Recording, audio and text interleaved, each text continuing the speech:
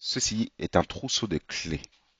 Évidemment, dans ce trousseau, vous allez retrouver des clés me permettant d'accéder à la porte principale de chez moi, mais également de la porte du garage ou encore des portes donnant vers l'extérieur de la maison.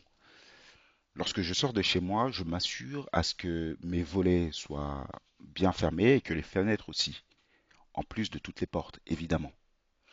Plus important, je m'assure et personne n'est autorisé à rentrer chez moi sans y avoir été autorisé. Alors, je pense que je ne suis pas le seul dans ce cas-là, et j'aimerais transposer cela au monde de l'informatique.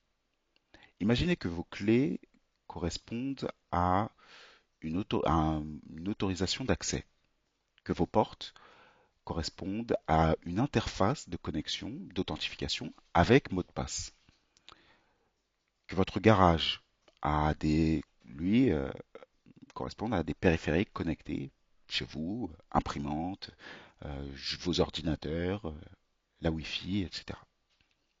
Par le biais de la Wi-Fi. OK. Que vos fenêtres soient des failles potentielles dans les logiciels que vous utilisez. Votre système d'exploitation d'ordinateur ou vos applications, quelles qu'elles soient. Plus important, imaginez que quelqu'un puisse entrer chez vous sans votre autorisation, manger dans votre réfrigérateur, s'allonger sur votre canapé ou dormir dans vos draps. C'est inconcevable, n'est-ce pas? Eh bien, c'est ce qu'il faut comprendre avec la sécurité, transposée au monde de l'informatique. Voilà pourquoi on va parler de cybersécurité. C'est-à-dire, c'est l'idée de mettre en place toutes les couches nécessaires pour s'assurer qu'aucun intrus ne puisse rentrer chez vous et faire ce qu'il a envie sans y être convié. Et ça va passer par plusieurs facteurs et plusieurs éléments qu'il faut mettre en place et que les entreprises se doivent impérativement de mettre en place au même titre que nous. Tout d'abord, c'est s'assurer que chaque personne puisse avoir une autorisation pour accéder à une application ou un service. Voilà. Tout le monde ne peut pas avoir accès à tout.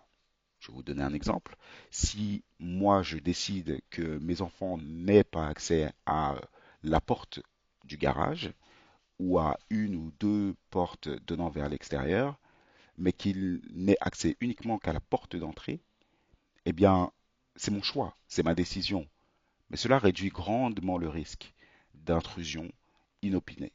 C'est-à-dire que je définis pour un utilisateur, pour une personne, pour un enfant, en cas l'espèce, eh bien, une zone où il va pouvoir lui pénétrer et pouvoir faire ce qu'il a à faire, évidemment. Il ne peut pas avoir accès à tout, et c'est là le danger. Donc, les entreprises doivent définir qui a accès à quoi, pendant combien de temps.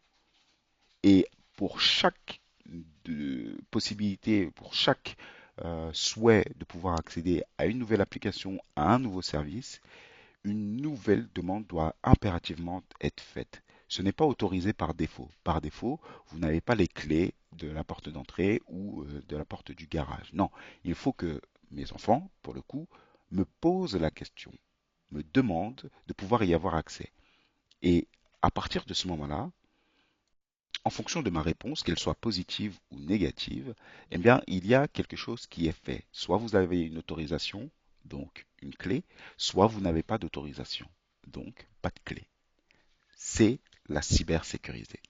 Alors, prenez soin de vous, prenez soin de vos données et à bientôt.